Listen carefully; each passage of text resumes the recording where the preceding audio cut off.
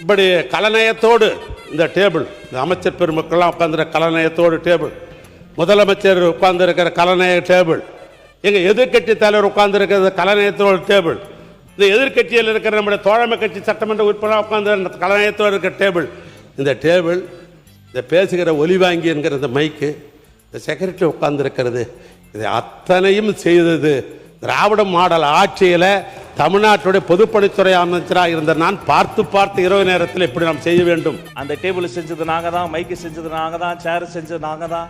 இது மக்கள் வரிப்பணத்தில் செய்யப்பட்டது தமிழ்நாடு அரசால் என்பதை சுட்டிக்காட்டுகிறேன். எங்கே தமிழன் பாதிக்கப்பட்டாலும், எங்கே தமிழர்களுக்கு இன்னல்கள் வந்தாலும் அதற்கு முதலில் குரல் கொடுத்தவர் கழகத் தலைவர் என்பதை இங்கே பதிவு செய்ய விரும்புகிறேன். ஒரு சில பேருக்கு திடீர்னு தமிழ் பாசம், தமிழர்கள் பாசம் இருக்கும்.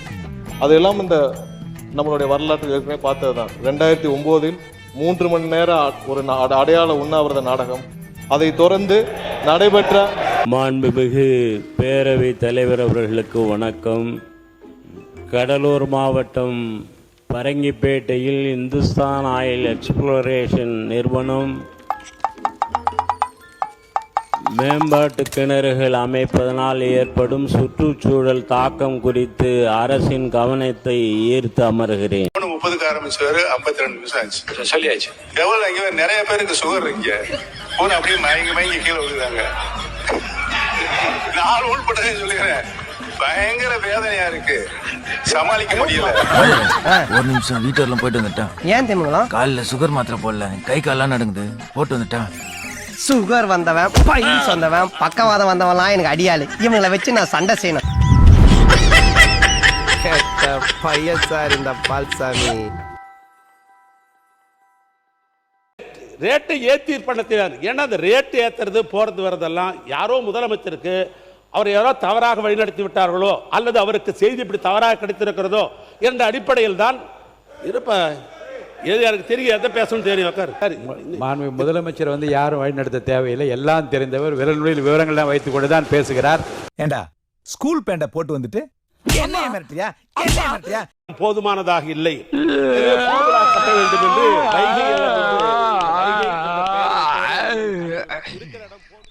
விளங்கும்டா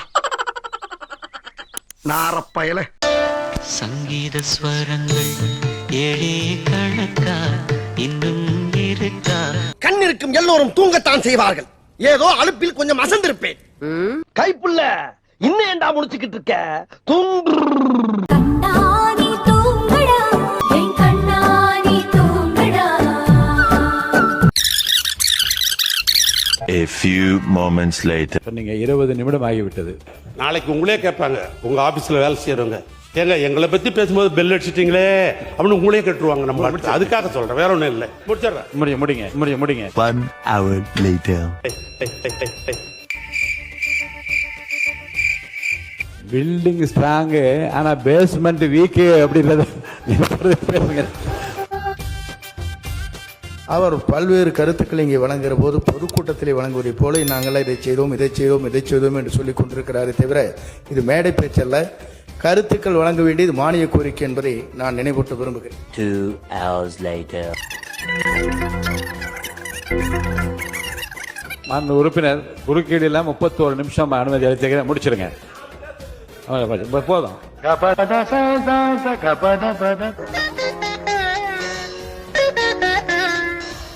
3 hours later. ஒண்ணே எப்ப உட்காருங்க, அவர் நல்லவர், நீங்க நான் சப்போர்ட் பண்றாங்க. ஒன்றே ஒன்று நான் கேட்க விரும்புவது இல்ல, நான் ஒண்ணே ஒன்று தான் கேட்கிறேன். உனக்கெல்லாம் வெக்கமே இல்லையாடா? சோறு தானே திங்கிற. முடிச்சிருங்க. கூடிய சீக்கிரத்தில் வெள்ளை அறிக்கை வெளியிட போறோம். நெடுஞ்சாலை துறையிலையும் பொதுப்பணித்துறையிலையும்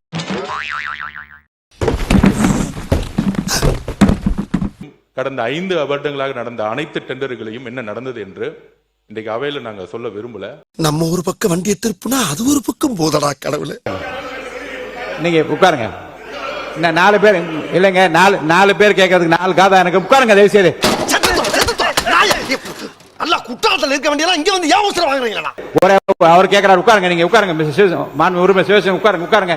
நீங்க உட்காருங்க. அமைதியா வேலை பாருங்க, அப்புறம் செஞ்சுக்கலாம். மாண்புமிகு பேரவை தலைவர் அவர்களுக்கு வணக்கம்.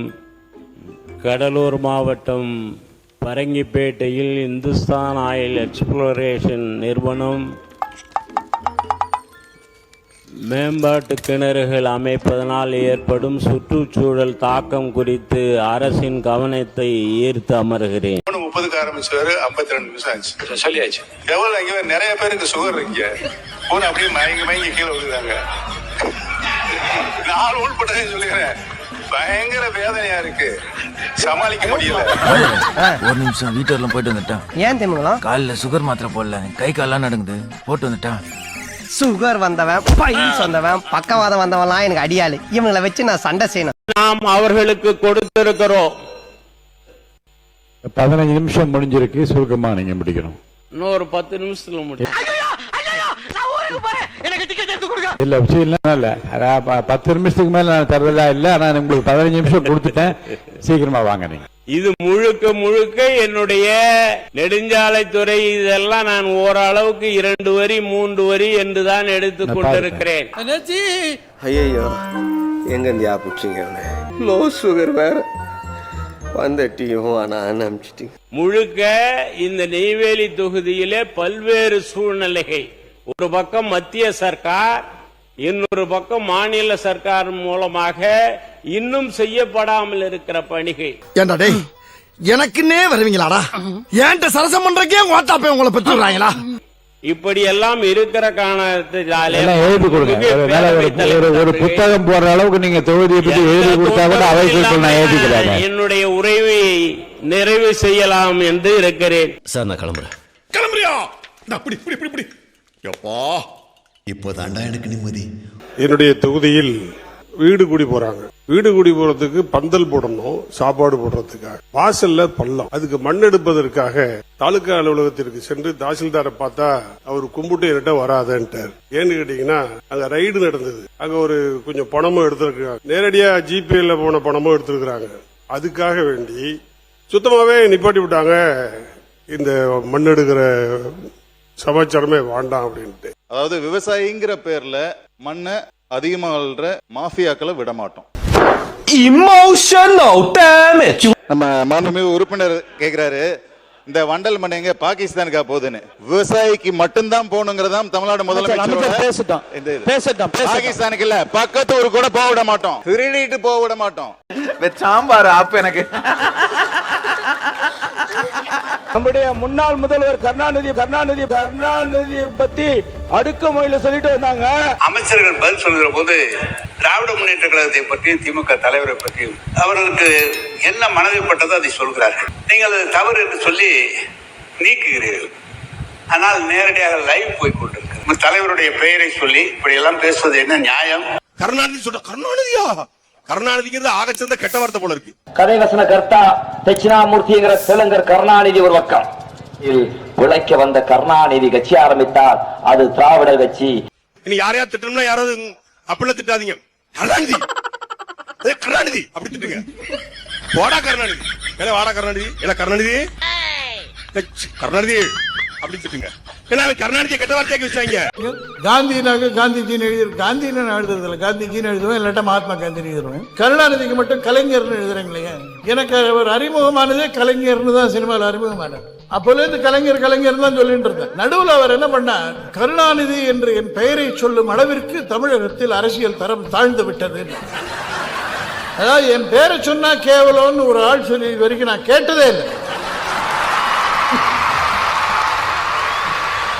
கருணாநிதினு எழுதினா ரொம்ப தரந்தாழ்ந்த ஃபெலோ அப்படின்னு. சரி, தரந்தாழ்ந்து இருப்போம்னு தொடர்ந்து கருணாநிதினு எழுதிட்டு. இப்போ அவரே சரி என்ன ஒன்றாலும் சொல்லிக்கிட்டோம், அதுவும் என் பேர் தானே அப்படின்னு கொஞ்ச நாள் கழிச்சு புரிஞ்சு போச்சு. கொஞ்சம் லேட்டாக இருந்தது, அவ்வளோ. அது தன் பேர் தான் அப்படின்னு புரிஞ்சு போச்சு அவர். என்ன இருந்தாலும் என் பேர் தானே சொல்றதுல தப்பு இல்லை என்ன. அப்போ அப்படி சொல்லிட்டாரா, நான் கலைஞருக்கு வந்துட்டேன், அவ்வளோதான். சரி, நான் செவனே தானா போய்க்கிருந்தேன். யாரு வம்பு தும்புக்காச்சும் போனனா? கௌரவம் கௌரவம்னு என் கௌரவத்தையே ஆரம்பிச்சிட்டீங்களா?